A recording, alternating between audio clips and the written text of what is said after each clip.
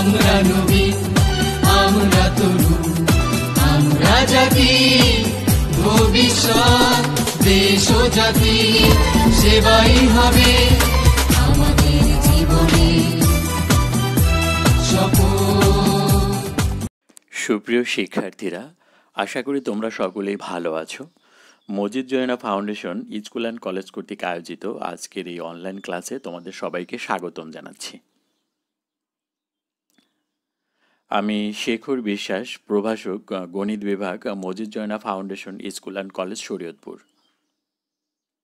আজকে আমি তোমাদের দশম শ্রেণীর সাধারণ গণিতের যেটা তোমাদের চতুর্থ অধ্যায় রয়েছে সেখান থেকে সূচক ও লগারিদম নিয়ে আলোচনা করব। আর এই সূচক ও লগারিদম আসলে ক্লাস 9-এও আমাদের এই অধ্যায়টা আলোচনা করা হয়েছিল। তো সেখানে আসলে আমরা এখানে বেসিকে না গিয়ে মূল অঙ্কগুলো নিয়ে আমরা আলোচনা করব, কেমন? তো চলো প্রিয় শিক্ষার্থীরা, আমরা তাহলে শুরু করি।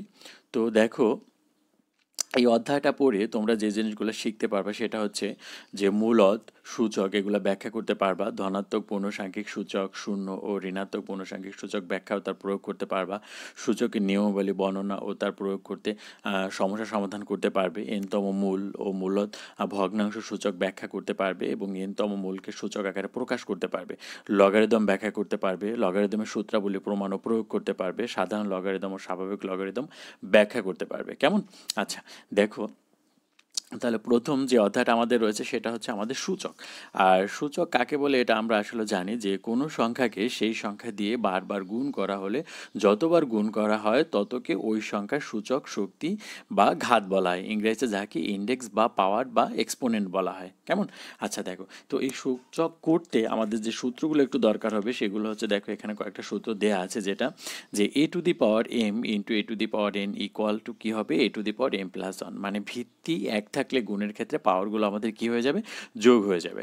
আর যদি সেটা ভাগের ক্ষেত্রে হয় তাহলে দেখে a to the power m by a to the power n, যখন m is greater than n হবে তখন a to the power m minus n হবে, যখন m is greater or equal n, মানে m এর মানটা যখন কী হবে বলো তো, n এর থেকে বড় হবে বা n এর সমান হবে। আবার যদি দেখো n এর মানটা m এর সমান বা m থেকে বড় হয় তখন a টু দি পাওয়ার মানে a by a to the power n minus m, যখন n ইজ গ্রেটার দ্যান কী হবে বলো তো, m হবে, কেমন? তো সূচকের এই সূত্রগুলো আমাদের একটু ভালো করে মনে রাখতে হবে। দেখো এরপরে যেটা দেওয়া আছে যে ভাগের ক্ষেত্রে a to the power b মানে a by b to the power n equal কী হবে, তাহলে দেখো আমরা জানি a by b to the power n, তার মানে এখানে nটা a কেও পাবে b কেও পাবে, মানে a to the power n by হচ্ছে b to the power n, যেখানে b ইজ নট ইকুয়াল 0, কেমন? আবার যদি এরকম থাকে দেখো যে a to the power m to the power n, তাহলে এটা আমরা জানি কি বলো তো, আমরা জানি পাওয়ারে পাওয়ারে কী হয়ে যায়, গুণ হয়ে যায়, হ্যাঁ? তাহলে দেখো a টু দি পাওয়ার কত হবে, m হবে, ওকে। আচ্ছা এরপরে দেখো যে লগারিদমের যে সূত্রগুলো আছে, হ্যাঁ, যদি কখনো দেখো যে a is greater than 0, a is not equal 1 এবং b ইজ গ্রেটার দ্যান 0 এবং b is not equal to 1 এবং m ইজ গ্রেটার দ্যান 0 এবং n ইজ গ্রেটার দ্যান 0, তো এই ক্ষেত্রে দেখো আমরা যে সূত্রগুলো ইউজ করব লগারিদমের ক্ষেত্রে, আর log a to the power মান লগ a ভিত্তিক m n equal log m plus log কী বলো তো, a to the power n। আর লগারিদম যেটা আসলে এটা আমরা আগেও পড়েছি, লগারিদম লগ অর্থ কি বলতো, লগস অর্থ তোমার অনুপাত এবং এরিদম অর্থ হচ্ছে কি বলতো, এরিদম অর্থ হচ্ছে সংখ্যা, মানে এই দুটি শব্দ হতে লগারিদম শব্দের উৎপত্তি যেটাকে বলা হয়। আর স্কটল্যান্ডের অমর গণিতবিদ জন নেপিয়ার প্রথম লগারিদম আবিষ্কার করেন, তাই তো? ওকে। আর যদি বলা হয় যে লগারিদম কোনো সংখ্যার লগারিদম নিতে গেলে অবশ্যই তার যেটা তোমার বেস থাকে বা ভূমি উল্লেখ করতে হয়, কেমন? আচ্ছা, তো লগারিদমের সংজ্ঞা যদি তোমাকে বলা হয় যে যদি a to the power x equal to n হয় তবে এক্সকে n এর a ভিত্তিক লগারিদম বা সংক্ষেপে লগ বলা হয়, কেমন? মনে থাকবে সবার। আর একটা জিনিস মনে রাখবো যে এক্স ধনাত্মক বা ঋণাত্মক যাই হোক না কেন a to the power x সর্বদাই ধনাত্মক সংখ্যা হবে, তাই ধনাত্মক সংখ্যার শুধু লগারিদম আছে, শূন্য বা ঋণাত্মক সংখ্যার কোনো লগারিদম থাকবে না, কেমন? আচ্ছা এরপর দেখো যে লগের যে সূত্রগুলো তাহলে এখানে দেওয়া আছে যে লগ এ ভিত্তিক m to the power is equal to কী লেখা যায় বলো তো, এই যে লগ এ ভিত্তিক m to the power equal to আর লগ এ ভিত্তিক টু দি পাওয়ার এম, মানে তোমার আমার কোথায় পাওয়ারটা কোথায় চলে আসে বলো, ভিত্তিতে চলে আসে। আবার দেখো যে log a to the power m to the power r, তার মানে আরটা কোথায় চলে আসবে, আর লগ এ টু দি পাওয়ার কী বলো তো, এম। আশা করি তোমরা সকলে সূত্রগুলো পারো। একদম লাস্টে দেখো যে ভিত্তি পরিবর্তন করে 10 নাম্বার দেওয়া আছে যে লগ এ ভিত্তিক m equal to log b ভিত্তিক এম ইন্টু লগ এ ভিত্তিক বি, এটা আমরা একটু মনে রাখবো, কেমন? আচ্ছা এরপরে যেটা দেওয়া আছে দেখো এরপর আমাদের সূচকের যে অঙ্কগুলো দেওয়া আছে যে তোমাদের 7 নাম্বার যেটা যে 2n+4 মানে to the power n+4 -4 into to the power n+1 by হচ্ছে 2n+2 ভাগ হচ্ছে কত বলো তো 2। তাহলে তুমি দেখো এখানে আমি প্রথম 2টাকে কী করবো মানে 2 টু দি পাওয়ার n+4, তার মানে এখানে এনটাকে আমি ভাগ করে দেবো উভয়কে, মানে ডিস্ট্রিবিউশন করে দেবো, যেটাকে বলা হয় সূচকের বিধিতে। কেমন? তাহলে দেখো যে ভিত্তি এক থাকলে পাওয়ারগুলো যে যোগ হয়ে যায়, তাহলে আমি এখানে কি লিখতে পারি বলো তো 2 টু দি পাওয়ার n আর 2 to the power 4 -4 into 2 to the power n আর এখানে 2 টু দি পাওয়ার 1 দিতে পারি। কেমন? আর নিচে যেটা আছে দেখো সেটা আমি রেখে দিলাম 2 টু দ্য পাওয়ার n+2 ভাগ হচ্ছে 2 টু দি পাওয়ার কত বলো তো 1। এখন দেখো উপরের অংশটা থেকে যদি আমি 2 to the power n common নিই, হ্যাঁ 2 টু দি পাওয়ার যদি n কমন নিই আর 2 টু দি পাওয়ার 4 মানে হচ্ছে 16 আর এখানে 4 আর 2 টু দি পাওয়ার 1 মানে হচ্ছে 2, তাহলে 4 টু যা কত 8 2 টু দি পাওয়ার n, তাহলে এখান থেকে আমি 2 to the power n common নিলে 16 মাইনাস কত থাকে বলো তো 8। আর নিচে দেখো যদি ভিত্তি এক থাকে তাহলে ভাগের ক্ষেত্রে কি হয়ে যায় পাওয়ার বিয়োগ হয়ে যায়, তাহলে 2 to the power n+2 minus হচ্ছে 1। কেমন? তাহলে আমার কত থাকে দেখো 2 থেকে যদি 1 চলে যায় তাহলে 2 to the power n plus কত বলো তো 1। তাহলে উপরে যেটা আছে দেখো 2 টু দি পাওয়ার n, নিচে 2 to the power 2 two the power n+1। কেমন? তাহলে এটা আমি একটু ভাগ করে লিখি 2 টু দি পাওয়ার n 8 আর 2 to the power n 2 to the power 1। তাহলে দেখো 2 to the power n 2 to the power n কেটে দিলাম, তাহলে 4 টু যা কত বলো 8, তাহলে এটাই আমাদের অ্যান্সার। কেমন? এরপরে যেটা দেওয়া আছে দেখো যে 8 নম্বরে তোমাদের বলছে 3 to the power m+1 by হচ্ছে 3 to the power m to the power m-1 ভাগ বলছে 9 টু দ্য পাওয়ার m+1 আর 3m-1 ইন্টু m+1। তো দেখো এখানে যেটা দেওয়া আছে আমরা একটু কি কাজ করতে পারি দেখো, তাহলে 3m+1 3m এটার সাথে এটা কি আছে বলো তো, এটার সাথে এটা গুণ আছে, তাহলে 3 কত হয় m²-1, দেখো 3 টু দি পাওয়ার m²-1 আর ভাগ 3a² দেখো এখানে 9 ছিল, তাহলে এটা যদি উৎপাদকে বিশ্লেষণ করি 3a² R two the power m+1 আর এখানে দেখো যে পাওয়ারে পাওয়ারে কি হয়ে যায় গুণ হয়ে যায়, তাহলে 3m-1 ইন্টু m+1 তার মানে কত হবে 3m² into n² m² into n² বা m² মাইনাস কত বলো তো 1, মানে m² মাইনাস হচ্ছে m+1 ইন্টু m-1, তাহলে সরি এখানে m² এখানে -1 হবে। কেমন? তাহলে দেখো 3m+1 বাই হচ্ছে 3m²-1, এখানে mটা ভুল আছে এখানে 1 হবে, একটু কারেকশন করে নিও তোমরা।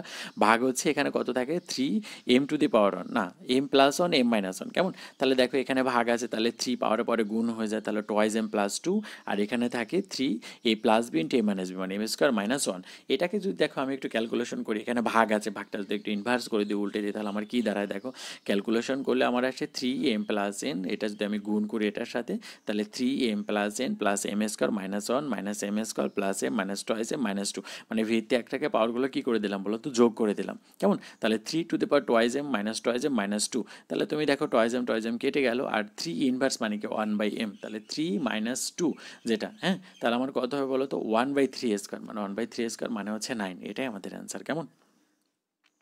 আচ্ছা এরপর দেখো 12 নম্বরে যেটা আছে সেম প্রসেসে তোমরা আমরা পিছনেটা যেরকম করলাম ঠিক একই রকম, শুধু এখানে পাওয়ারগুলো রেখে ভিত্তিগুলো কী করবো বলো তো তার কাছে নিয়ে আসবো। আর আমরা জানি যদি পাওয়ার ভিত্তি এক থাকে তাহলে পাওয়ারগুলো যোগ হয়ে যায়, তাহলে দেখো এখানে এ ছিল এখানে এ ছিল দুটো যোগ হয়ে যাবে, তিনটাই যোগ হয়ে যাবে আমার এখানে। আবার এখানে দেখো 2r minus 2p minus 2q, তাহলে এটাও কি হয়ে যাবে যোগ হয়ে যাবে আমার ক্ষেত্রে, তাহলে যোগ হলে আমি টোটাল ক্যালকুলেশন করলে আমার হয়ে গেল। কেমন? আচ্ছা এরপরে দেখো তোমার 30 নম্বরে যেটা দেওয়া আছে, হ্যাঁ 30 নম্বরে কী বলছে দেখো x to the power a by হচ্ছে x to the power b by হচ্ছে 1/ab। ঠিক একইভাবে এখানে 3টা পোরশন দেওয়া আছে, এটা left hand side is equal right hand side prove করতে বলছে। তাহলে দেখো লেফট হ্যান্ড সাইড আমরা লিখলাম x/a বাই হচ্ছে x/b। এখন তুমি দেখো ভিত্তি এক যদি থাকে তাহলে x, তাহলে a মাইনাস b, তাহলে a মাইনাস b এর সাথে আবার গুণ আছে কি বলো তো 1/ab, তাহলে a minus b into 1/ab তে গুণ করলে আমার কি হয়, আমার যেটা হয় দেখো যে x আর x থাকে কত দেখো তো x a minus b into 1/ab। ঠিক সেমভাবে 3টা পোরশন এরকম থাকে।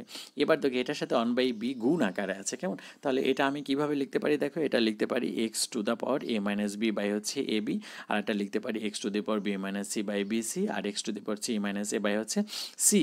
কেমন? এখন দেখো 3টা ভিত্তি আমার এক, তাহলে ভিত্তি একটাকে পাওয়ারগুলো আমার কি হয়ে যাবে পাওয়ারগুলো আমাদের যোগ হয়ে যাবে, তাহলে x to the power a minus b by হচ্ছে ab plus b minus c by হচ্ছে bc plus c minus a by হচ্ছে ca।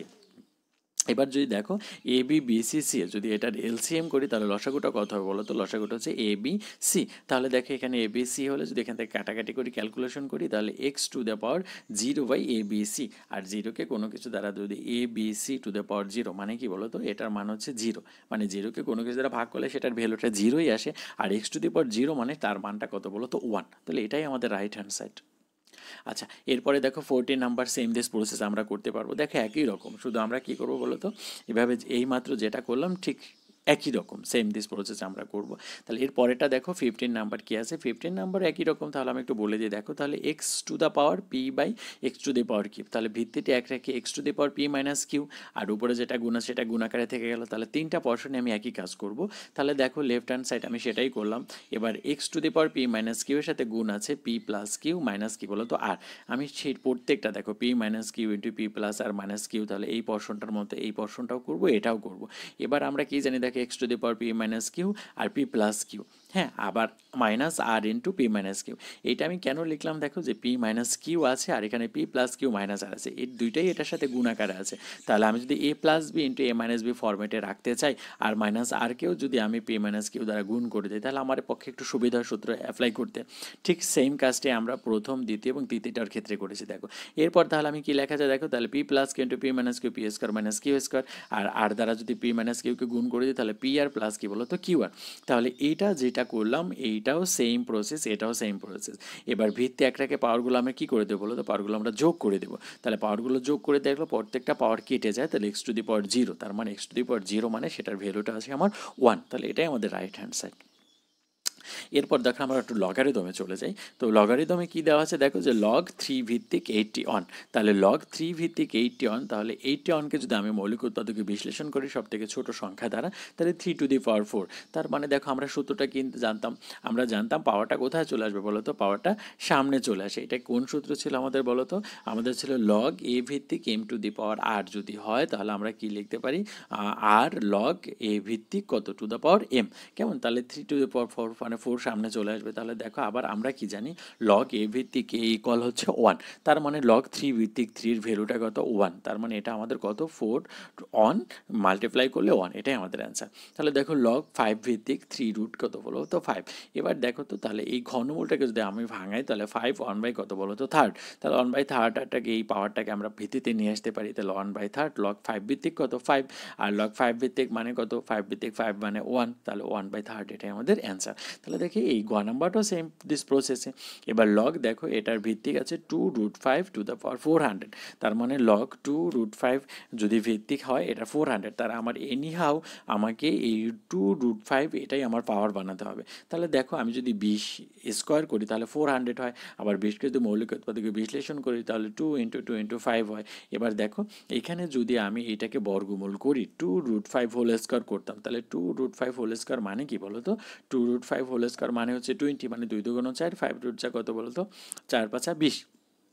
এবার দেখো তাহলে 2 রুট 5 টু দি পাওয়ার 4, তাহলে দেখো এখানে 2 দুগুণ পাওয়ারে পরে কী হয়? পাওয়ারে পরে হচ্ছে গুণ, 2 দুগুণ 4, আর 2 রুট 5 এটা আমি তাহলে এই 4টা আমি কোথায় নিয়ে আসবো? 4টা আমি প্রথমে নিয়ে আসলাম। আর 2 রুট 5 টু দি পাওয়ার কত হয়? 4।